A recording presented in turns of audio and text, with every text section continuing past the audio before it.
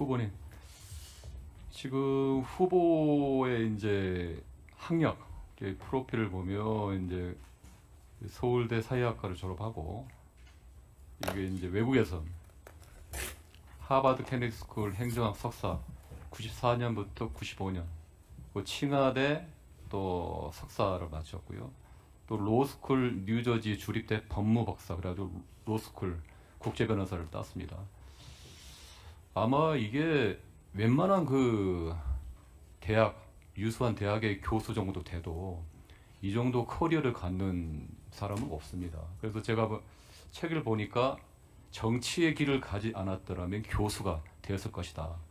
어릴 때부터 되게 학구열, 독서나 이런 걸 좋아했고, 아마도 제가 보기에는 이제 정치적인 풍파, 그리고 이제 그 최연소 15대 국회에서 최연소 국회의원 되고, 또 38세 때 서울시장 후보, 그 이후에 정치적 풍파로 인해서 늦깎이 이제 공부를 한 거다. 어떻게 보면 자의반 타의반이죠.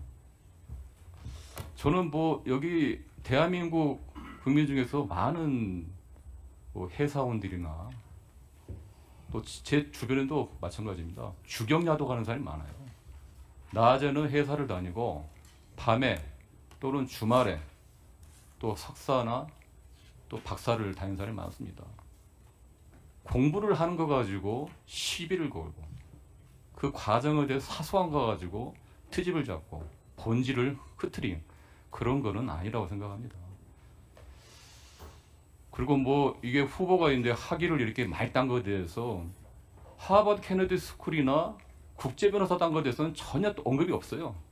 그거에 대해서는 또 뭐 이렇게 시비를 걸 게 없으니까. 근데 칭하대 같은 경우는 제가 보니까 그 당시에 후보가 국내에서 정치인으로서 활동을 하고 있었습니다. 그렇기 때문에 칭하대 정도는 비행기 거리로 2시간 정도 되니까 부경까지 이걸 현실적으로 가능했고요.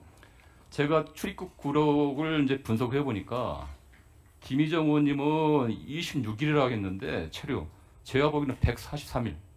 후보님 맞죠? 143일 정도. 네, 실제 체류 기간은 그렇습니다. 출입국은 한 29회 정도 했고요.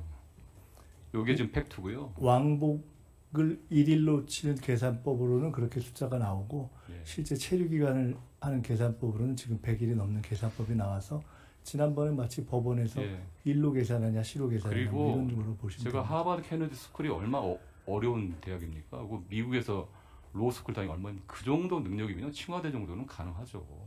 그리고 후보께서는 미국과 중국에서 동시 국제적인 감각을 기르고 또 여기까지 왔죠.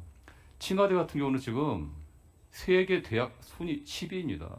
중국의 최고 명문 대학입니다. 이런 대학에서 석사학위를 아무나 줍니까? 커리큘럼이나 수업이나 이런 시험도 상당히 엄격하기로 유명한 대학입니다. 그래서 후보자 같은 경우는 지금 어떻게 보면 그 당시 정치인으로서 국내에서 활동하면서 짬짬이 시간을 내가지고 국내에 오가며, 물론 이제 어려울 때는 학교 측에 양해를 구하고 했겠죠. 그렇게 해가지고 동시에 한 겁니다.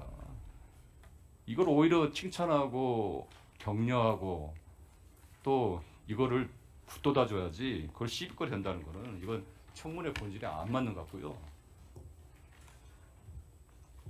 제가 보니까 또 아까 보니까 저기 칭하대에서 2007년 3월달 입학해가지고 2010년 6월달에 논문을 제출했고 그해 7월달 졸업했습니다. 공식 졸업 확인서가 증명하고 있고요. 아까 후보자 경력 기재 관련해서 실제 2007년에서 2010년에 석사관이 있었지만 2020년 선거 공부에는 석사 기간을 2009년부터 2010년까지 기재했습니다. 아마 이게 선관위 안내에 따라서 그러신 거 아닌가요? 그렇습니다. 석사학위 받기 위해서는 반드시 거쳐야 하는 필수 학위 과정이 있는데 선관위 통상 이 기간을 뺀 순수 석사 과정을 기재한 겁니다. 요거는 선거를 치르는 사람은 다 상식입니다. 상식.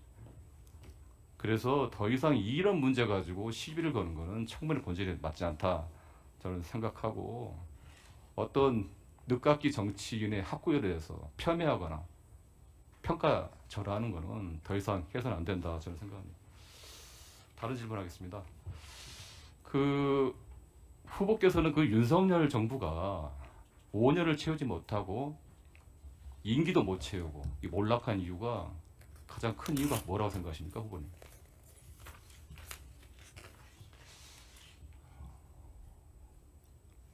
망할 짓을 했기 때문 아닌가 이렇게 생각합니다. 예, 그렇죠. 더 길게 설명하면 통합이 아닌 분열, 소통이 아닌 분열, 소통이 아닌 불통 때문이라고 저는 생각합니다. 이 사회의 가장 큰 문제가 분열 갈등이고 윤석열 정권 3년 동안 이 나라가 갈기갈기 찢겼습니다.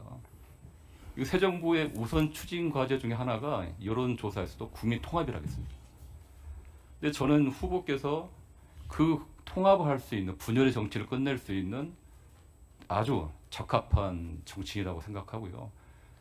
예를 들어서 제가 과거의 일을 보니까 정치인 3년 동안, 30년 동안, 정치인 30년 동안 통합의 행보를 보였습니다. 김대중 정부 때 97년에 최연소 의원으로 되시고 나서 김대중 대통령 비서실장을 계시면서 김대중 대통령 총재와 박태준 전 포철 회장이 과학 역할을 했습니다. 그리고 그 유명한 DJP 연합을 통합의 정치를 그때 시작했어요. 그게 바로 최근에 와서 이재명 대통령의 통합, 보수 중도 통합의 하나의 원조라고 저는 보고 있습니다.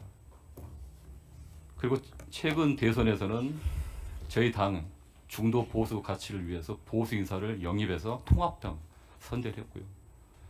후보자께서 총리가 되시면 통합의 행보로서 지금의 사회 갈등 분열을 넘어설 수 있는 비책이 뭐가 있는지 말씀해 주십시오. 대통령님께서 대통령 당선되시기 전에 국회에서 옆자리에 계실 때 한번 그런 말씀을 드려본 적이 있습니다.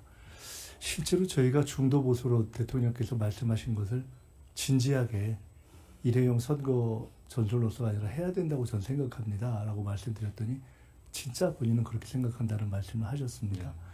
정부의 국정 방향도 또 제가 속해 있는 민주당의 어떤 당의 방향도 그렇게 확산되는 방향으로 가는 것이 옳다고 보고 그것이 이제 선진국 초입에 들어서고 있는 대한민국의 어떤 중산층을 확대하는 그런 정책 방향과도 부합하기 때문에 그런 방향으로 저희는 해나갈 것이다 하는 말씀을 드리고 그런 점에서 지난 대선 때 사실은 다른 당에 계시다가 참여하신 보수 출신 정치인들을 가급적 저희가 성의 있게 역할하실 수 있는 공간을 찾으려고 노력하고 있고 앞으로 그뿐만 아니라 제가 되면 아까도 말씀드렸듯이 실제로 야당 의원님들과 야당의 지도부 이상 더 열심히 만나는 노력을 하려고 생각하고 있습니다. 얼마나 될지는 모르겠지만 적어도 현재 마음은 그렇고 최선을 다하겠습니다.